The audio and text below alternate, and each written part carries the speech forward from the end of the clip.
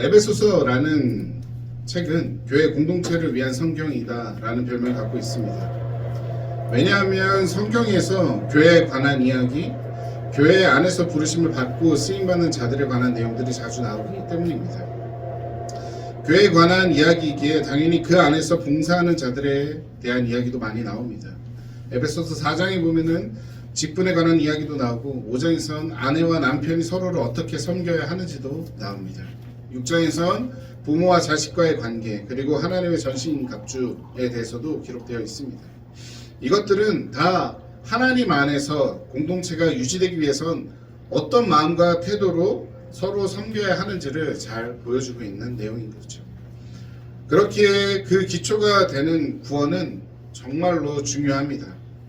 그렇지 않겠습니까? 아무리 좋은 마음을 갖고 옆 사람을 잘 섬긴다고 한들 그것이 주님과 상관이 없다면 우리의 영혼과 영원한 때와 무슨 상관이 있겠습니까? 그래서 바울은 에베소서 1장을 통해서 당신들이 복음을 듣고 구원을 받았고 주님이 부르셨다라는 내용을 기록하고 있고, 그리고 난 뒤 오늘 에베소서 2장에서 우리가 읽은 본문에서 구원에 대한 분명한 이야기를 짧고 간결하고 확실하게 이야기를 하고 있습니다. 1절과 우리가 읽은 에베소서 2장 1절과 9절을 통해서는 구원에 관한 것들을 쭉 정리하고 나서 10절에서 구원 얻은 자들이 결국 선한 일을 하게 될 것이다 라는 것을 말하고 있는 것이죠. 오늘은 우리가 읽은 10절을 중심으로 선한 일에 우리가 부르심을 받았다는 것을 같이 생각해 보려고 합니다. 그러기 위해서 먼저 생각해 볼 것은 선한 일이란 무엇일까요? 이것은 세상에서 말하는 선행과는 다른 말입니다. 왜냐하면 한국말로 번역된 이 선한이라는 단어와 일이라는 이 두 성경 원어는 성경 안에서 하나님이나 혹은 하나님의 성품과 관련됐을 때 주로 사용되는 단어이기 때문입니다. 바울은 이 사실을 너무나도 잘 알았고 그렇기 때문에 의도적으로 이 단어들을 사용해서 선한 일을 쓴 것입니다. 그러니 주님께서 바울을 통해서 에베소서 2장 10절을 통해서 우리에게 말씀하신 선한 일이라는 것은 하나님과 관련된 일이라는 것이죠. 왜 이렇게 당연한 이야기를, 당연한 말을 길게 설명을 하냐면 이것을 증명하는 것이 중요하기 때문입니다. 성경적 주장이 확실해야 세상이 우리의 일에 대해 반대되는 일이 일어났을 때도 믿음을 갖고 전진할 수 있는 것이죠. 그리고 사실 하나님 안에서 선한 일이라는 것은 언제나 세상이 말하는 좋은 일과는 일치하지 않습니다. 예를 들어 볼까요? 복음을 전하는 것, 하나님의 선한 일에 있어서 구체적인 한 부분이죠. 그래서 우리는 복음을 위해 세상을 많이 배려합니다. 하지만 때론 세상의 동의를 얻지 못한다고 할지라도 하나님의 복음을 전하기도 합니다. 또한 어떤 선한 일은 하나님께서 내가 변화되기를 원하시는 일도 있다는 것이죠. 하나님이 기뻐하시는 모습으로 내가 변화되기를 하나님이 요구하신다는 것입니다. 그런데 그 이야기를 들을 때, 하나님의 그 요구를 들을 때 우리의 마음은 어떻습니까? 하나님 말씀하시면 너무 기쁩니다, 즐겁습니다 라고 하나님 앞에 반응하기보단 이것도요? 라면서 반응할 때가 많이 있죠. 그럼에도 불구하고 하나님의 선한 일 속에서 하나님께서 그것을 나에게 요구하시기에 그 변화가 나를 분명히 좋고 복되게 만들 일이라는 것을 믿기에 우리는 그 길을 가기도 한다는 것이죠. 여러분들은 하나님의 선한 그 일에 동의를 하고 따라가기를 소망하십니까? 예. 아멘. 한번 생각해 보겠습니다. 주일에 멀리서 여러분들이 이 교회로 오신다고 들었습니다. 여러분 멀리서 여기까지 주일날 일요일 오후 2시에 나와서 예배를 드리는 것은 세상의 동의를 얻을 수 있는 부분입니까? 아니죠. 우리가 아니라는 것을 너무나 잘 알고 있습니다. 교회 다니지 않는 사람들, 그런 우리를 향해 무엇이라고 이야기를 합니까? 차라리 그 시간에 쉬고 놀러 가는 것이 더 좋지 않냐? 아니면 그 시간 버리지 말고 자기 개발이라도 해라 라고 이야기를 하죠. 그 시간이 무슨 의미가 있냐라고 이야기를 합니다. 그런데 이것이 사실입니까? 아닙니다. 절대 아니죠. 하나님의 선함에 비춰볼 때 영원한 때를 기다리는 우리는, 이 세상에서 참된 행복을 누리며 살아가는 우리는 이 세상의 동의가 아닌 하나님이 선하시다고 하는 그 일에 집중하며 그 일을 하며 살아가는 것입니다. 그래서 여러분이 이곳에 오셔서 예배를 드리는 것 아니겠습니까? 그것이 맞다면 여러분들은 교회를 중심으로 하나님의 선한 일을 하려 애쓰고 있는 부분이 있는 것입니다. 그렇다면 구체적으로 하나님의 선한 일이라는 것은 무엇일까요? 많은 분들이 여러 이야기를 할 수 있습니다. 예, 그렇지만 저는 두 가지라고 확신합니다. 하나는 바로 영혼을 구원하는 것이고, 다른 하나는 예수님의 제자가 되는 것입니다. 저는 그것이 하나님의 선한 일이라고 믿습니다. 하나님은 이 선한 일을 위해 우리를 부르셨고 우리를 보내셨습니다. 그럼 이 일은 어디에서 일어나는 일입니까? 바로 교회에서 일어나는 일입니다. 교회 밖에서는 그 일이 일어나지 않습니다. 그럼 단언컨대 건물이 아닌 주님의 공동체인 교회에서만 일어난다는 것입니다. 그래서 저는 NGO 활동을 하기 위해 멕시코에 가는 것이 아닌, 학교나 병원이나 유치원에 집중하는 것이 아닌 교회를 세우려고 멕시코에 가는 것입니다. 성도는 교회를 통해서, 조금 강조한다면 교회를 통해서만 복과 은혜를 누리며 예수님의 제자가 될 수 있습니다. 교회 안에서 자신의 못남과 부족에 대해서 한탄하고 씨름하며 하나님께 은혜를 구하고 자신과 같이 고민하는 옆 사람과 함께 지지고 볶을 때 신앙이 자라나는 것입니다. 그런 한 사람의 변화를 예수님을 믿지 않는 자들이 볼 때 예수 믿지 않던 자들은 하나님이 살아계시다는 것을 눈으로 확인할 수 있습니다. 그 속에 하나님의 복과 은혜가 있다는 것입니다. 이 하나님의 선한 일에 누가 반응할 수 있겠습니까? 그것을 오늘 말씀을 통해서 한번 확인해 보도록 하겠습니다. 그래서 저와 여러분이 모두 하나님의 선한 일에 동참하고 하나님의 복과 은혜를 누리는 삶을 살아가는 귀한 은혜가 있기를 바랍니다. 첫 번째로 누가 하나님의 선한 일에 반응할 수 있을까요? 자신이 누구인지 아는 자입니다. 우리가 누구입니까? 에베소서 2장 10절 우리 같이 한번 읽어보겠습니다. 2장 10절입니다. 시작. 우리는 하나님께서 그리스도 예수 안에서 우리를 만드셨습니다. 이렇게 미리 준비하신 것은 우리가 선한 일을 하며 살아가게 하시려는 것입니다. 아멘. 10절에서 하나님이 우리를 무엇으로 만드셨다라고 합니까? 바로 작품이라고 합니다. 작품이란 작품이라고 번역된 이 원어는 로마서 1장 20절에도 나오는데, 거기서는 하나님이 만드신 이 세상을 말할 때도 사용된 단어입니다. 하나님이 세상을 어떻게 보십니까? 창세기 1장에서 하나님이 세상을 창조하시고 나서 어떤 마음이 드셨죠? 보시기에 좋았다라고 하십니다. 이건 밋밋하게 좋다 이런 의미가 아닙니다. 하나님이 세상을 만드시고 나서 박수 치시면서 기뻐하시면서 감격하시는 표현인 것이죠. 그런데 사람을 만드셨을 땐 어떻게 반응하십니까? 세 번역에서는 창세기 1장 31절에서 참 좋았다라고 번역했고, 개역개정에서는 심히 좋았다라고 번역하고 있습니다. 이건 너무너무 좋았다는 것이죠. 하나님이 가만히 좋다고 하신 게 아니라 정말 기뻐하시며 박수 치시며, 하나님 춤도 추셨을까요? 네, 춤도 추셨을 것입니다.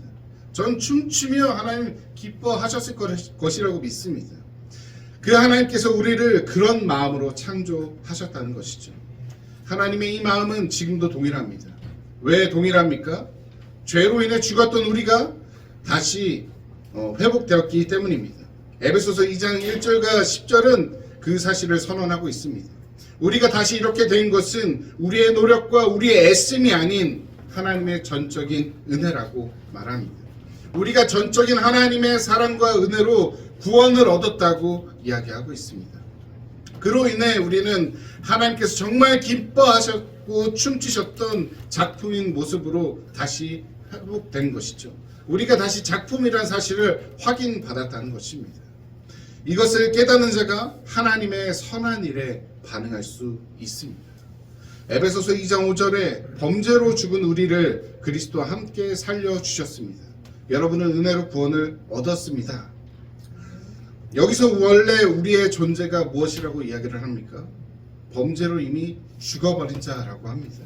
좀 더 쉽게 말하면 시체였다는 것이죠.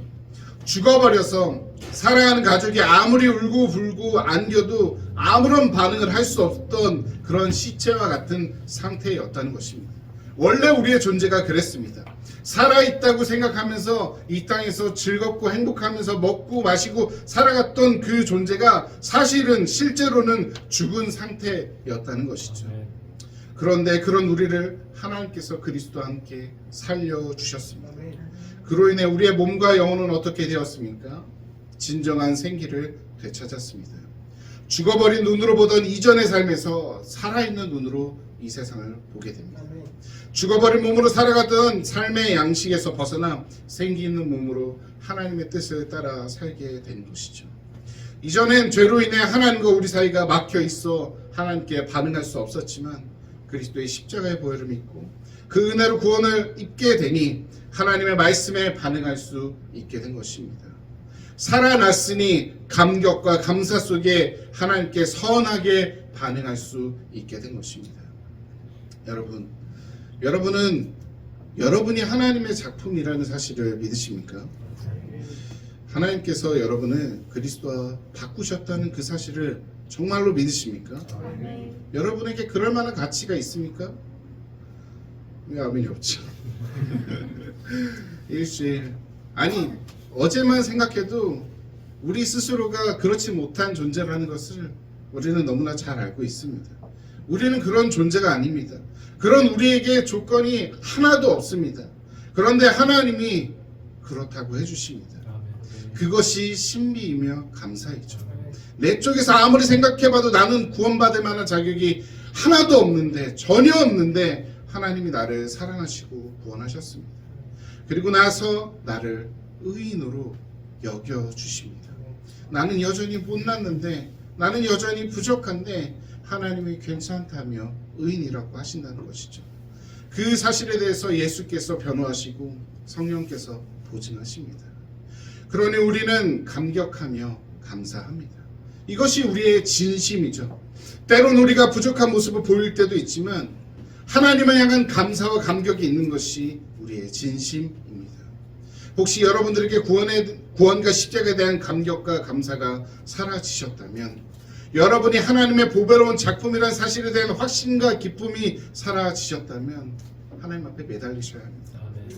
감정적이기만 한 신앙은 위험하지만 감정이 전혀 없는 신앙은 어떤 면에서는 더 위험합니다. 왜냐하면 우리는 감정과 의지와 지식으로 구성되어 있고 그 모든 것을 통해 하나님께 반응하며 하나님을 위해 살아가야 되기 때문입니다. 그래서 제가 존경하는 돌아가신 오카노 목사님께서는 매 십자가를 10분 이상 묵상하고 그때 눈물이 나지 않는다면 심각하게 생각하고 더 깊이 기도하며 눈물을 달라고 해야 한다고 말씀하셨습니다. 저는 그 말씀의 저의에 대해서는 동의합니다. 감격과 감사가 사라지고 그저 맹목적으로 의식과 행위가 남아있는 종교생활은 우리의 영혼을 병들게 합니다. 그러니 여러분이 하나님의 위대한 보배로운 작품이란 사실에 기쁨이 있으시길 소망합니다. 그 감사와 감격이 여러분 삶에 차고 넘치길 소망합니다. 두 번째로, 누가 하나님의 선한 일에 반응할 수 있을까요? 무엇을 위해 살아가는지를 아는 자이죠. 우리가 앞서서 우리의 존재가 하나님 앞에서 살아나서 이전과는 다른 새롭게 된 존재라는 것을 확인했습니다. 그런 자가 하나님의 선한 일을 위해 살아갈 수 있다고 했죠. 이 사람은 그럼 어떻게 하나님의 선한 일에 반응할 수 있겠습니까? 그것은 바로 선한 일이라는 것이 자신의 삶의 목적인 것을 깨닫게 되었기 때문에 그는 선한 일을 위해 살아갈 수 있습니다.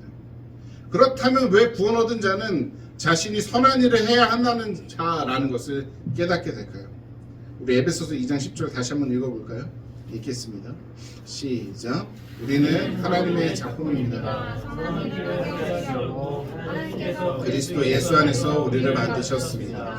하나님께서 이렇게 미리 준비하신 것은 우리가 선한 일을 하며 살아가게 하십니다. 아멘. 자신이 작품인 것을 깨닫게 된 구원 얻은 자는 자신이 선한 일을 하게 됐다는 것을 알게 됩니다. 왜냐하면 자신이 그렇게 살기로 마음먹었기 때문이 아니라 에베소서 2장 10절에서 하나님이 자신을 구원하시기 전에 미리 그 일을 준비하셨던 것을 선언하셨고 그것을 알게 되기 때문이죠. 구원을 선물로 얻은 자에겐 이 일이 미리 준비되어 있습니다. 그렇기 때문에 구원 얻고 하나님의 뜻에 집중한다면 그 사람들은 자신들에게 준비된 선한 일이 있다는 사실을 깨닫게 된다는 것입니다. 자, 그렇다면 여기서 한번 짚고 넘어가야 될 것이 있습니다. 여러분 구원 받았으니 일해야 합니다. 이 사실 어떻게 느껴지십니까? 하나님과 관련되어 있는 거라서 반감이 들면 안 될 것 같다. 대답을 못 하시는 건가요? 이를 위해 구원을 받는다? 라고 생각하면 저는 좀 기분이 나쁩니다. 물론 예수님 나를 위해 돌아가셨죠. 나를 위해 죽으신 거 압니다. 감사합니다. 그런데 일하라고 나를 만드시고 구원하셨다니까 주님이 나를 위해 돌아가신 사랑이 곱게 보이지 않는다는 것이죠. 마치 땡볕에 나를 중노동시키려고 물에 빠져 죽어가던 나를 살린 것처럼 느껴집니다. 그래서 기분이 영 좋지 않습니다. 아닙니까? 저만 나쁜가요? 교회에서 전도할 때 사탕 주고 물티슈 주고 하면서 전도하는데 정색하면서 안 받는 사람들이 있습니다. 왜 그렇습니까? 아무런 조건 없는 호의가 아닌 의도가 섞여 있다고 생각하니 그들이 싫어하는 것 아닙니까? 그런데 나를 만드실 때부터 내가 일하기 위해 만들어졌더니 이것이 너무하다는 생각이 들기도 합니다. 그런데 사실 이런 우리의 생각이 맞습니까? 아니 저의 생각이 맞습니까? 아닙니다. 절대 아니죠. 하나님이 우리를 왜 구원하셨습니까? 사랑하셔서 구원하셨습니다. 하나님이 우리를 사랑하셨기에 독생자를 주셨습니다. 그래서 죄 아래서 노예로 살던 우리를 값 주고 사셔서 하나님의 자녀의 신분을 회복시키셨습니다.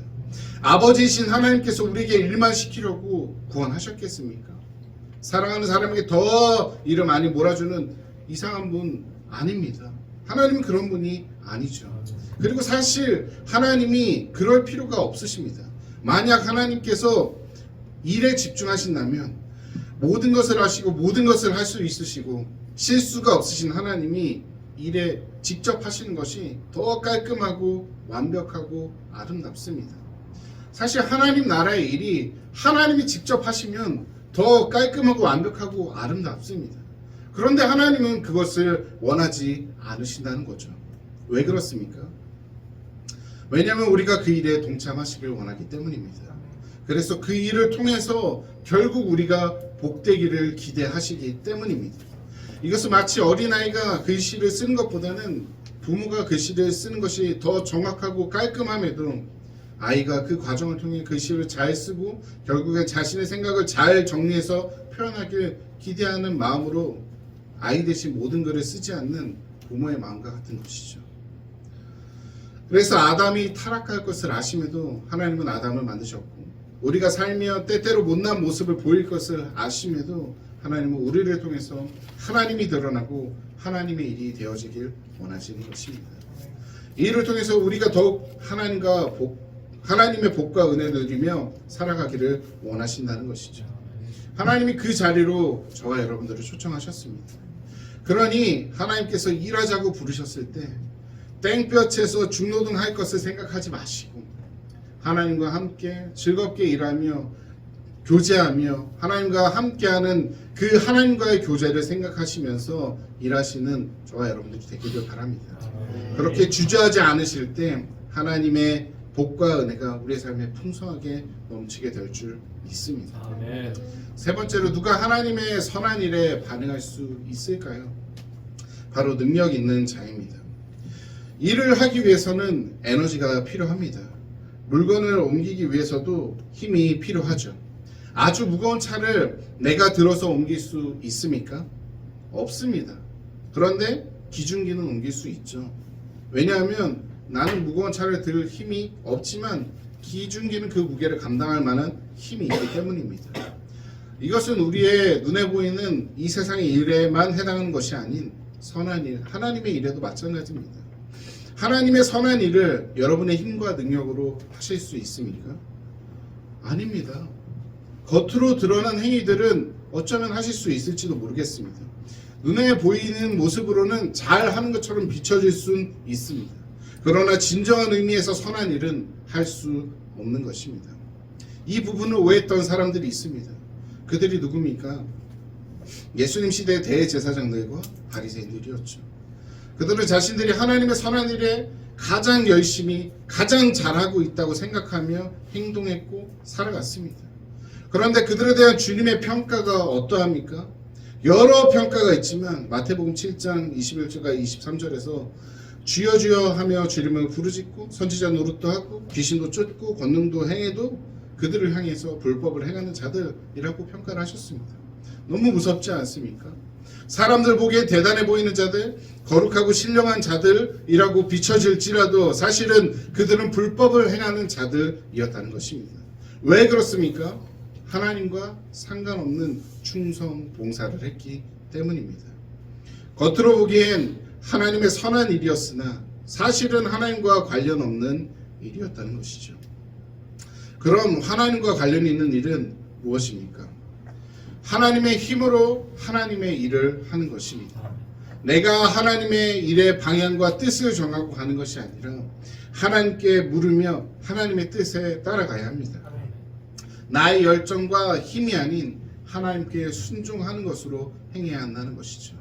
그럴 때 나의 일이 아닌 하나님의 선한 일을 할 수 있습니다. 하나님은 이 사실을 분명하게 말씀하고 계십니다. 우리 에베소서 2장 10절 같이 읽어볼까요? 읽겠습니다. 시작. 우리는 하나님의 작품입니다. 선한 일을 하게 하시려고 하나님께서 그리스도 예수 안에서 우리를 만드셨습니다. 하나님께서 이렇게 미리 준비하신 것은 우리가 선한 일을 하며 살아가게 하시려는 것입니다. 아멘. 우리가 선한 일을 하며 살아가게 하신다. 여기서 살아가게 하신다는 것은 수동태 동사이죠. 쉽게 말해서 내가 살아가는 것이 아닌 외부의 어떤 것이 내가 그렇게 살도록 도와준다는 말입니다.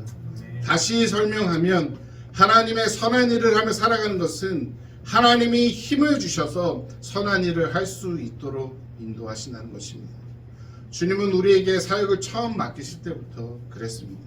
마태복음 28장 20절 내가 너희에게 명령한 모든 것을 그들에게 가르쳐 지키게 하여라. 보아라 내가 세상 끝날까지 항상 너희와 함께 있을지어다. 내가 세상 끝날까지 항상 너희와 함께 있을지어다. 여기서 주님께서 끝까지 함께 하신다는 이 말씀은 우리와 주님이 만나는 날까지 주님이 나와 친밀하게 함께 하시며 힘과 은혜를 주시겠다는 일방적인 선언입니다. 이것을 주님이 오시기 전에도 하나님, 성부 하나님께서 동일하게 구약의 말씀을 통해서 이야기하셨죠. 임마누엘의 하나님, 우리와 영원히 함께 하시는 그 하나님에 대해서 알려주셨습니다. 그 하나님이 우리에게 사역을 맡기셨습니다. 그것도 우리가 만들어지기 전부터 준비한 우리의 사역을 맡기신 것이죠. 교회 안에서 예수의 제자가 되길 힘쓰며 예수님을 모르는 자들에게 복음을 전하고 구원받고 교회 안에서 같이 신앙생활하는 자로 부르는 그 사역을 우리에게 맡기셨다는 것입니다. 이 일을 우리의 능력으로 할 수 있겠습니까? 결코 없습니다. 하나님으로부터 주어진 능력으로만 선한 일을 할 수 있다는 것입니다. 이 사실을 믿으신다면 하나님께 능력을 구하시고 하나님의 선한 일을 함으로 하나님께 인정받는 우리가 되기를 바랍니다. 주 안에서 한 가족인 예배하는 교회 성도 여러분, 저는 제가 전하는 이 말씀을 믿고 멕시코로 갑니다. 구원을 받고 보니 나 같은 죄인, 부족한 나를 하나님은 보배로운 보물이며 작품이라고 여겨주신다는 것을 알고 믿게 되었습니다. 그것이 사무치도록 감사했는데 내가 해야 할 일이 있다고 하셨습니다. 그것도 저는 상상하지도 준비하지도 않았는데 한국이 아닌 외국에서 사역하는 삶으로 부르셨습니다. 미리 목사님 잘 아십니다. 저는 한국에서 사역할 줄 알았습니다. 그런데 하나님이 미리 준비하신 그곳에 저를 부르셨다는 것이죠. 그 선한 일에 나를 부르셔서 내가 같이 동참하며 하나님의 기쁨과 은혜와 복을 누리자고 하셨습니다. 그 사실이 너무나도 기뻤지만 한편으론 겁도 났습니다. 왜냐하면 제가 얼마나 부족한지 모자란지 잘 알고 있었기 때문입니다. 그런데 하나님은 내가 가진 힘과 능력으로 하는 것이 아닌 모든 것을 하나님께서 할 테니 하나님의 힘과 능력을 구하고 그 힘과 능력으로 하나님의 일을 하라고 하시며 자신에게 붙어 있으라고 하셨습니다. 그래서 용기를 내서 지구 반대편인 멕시코로 갑니다. 거기서 교회를 세울 것입니다. 저는 그곳으로 가지만 여러분들은 어떻습니까? 여러분들의 부르심은 어디입니까? 제일 먼저는 교회입니다. 가족, 친구, 저 멀리 있는 선교지 이전에 교회입니다. 교회 공동체 속에서 서로가 예수의 제자가 될 수 있도록 돕고 애쓰고 생각하고 기도해주고 그렇게 서로 사랑하며 섬겨야 합니다. 그 섬김이 있을 때 여러분들은 하나님의 힘을 교회에서 예배에서 지체를 통해 얻고 가정, 회사, 학교, 친구, 친척 등 주변 사람들에게 흘려보낼 수 있는 것입니다. 그런 교회가 되어 가시길 바랍니다. 저도 멕시코에서 그런 교회를 세워가겠습니다. 그렇게 이 마음으로 앞서 찬양한 대로 오늘따라 가사들이 너무 사무치게 다가오더라고요. 찬양한 대로 선교사로 살아가겠습니다. 그러니 서로의 자리에서 부르심을 받은 대로 하나님의 선한 일을 위해 애쓰며 살아가는 저와 여러분 모두가 다 되기를 주님의 이름으로 축원합니다. 아멘. 이제 우리 같이 기도할까요?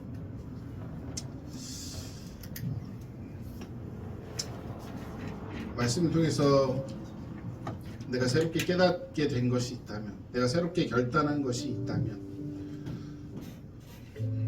하나님 은혜를 주셔서 내가 그것을 갖고 한 주간 하나님과 기쁨으로 살아가는 그런 은혜가 있기를 소망합니다.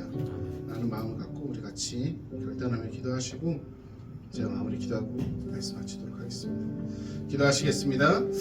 하나님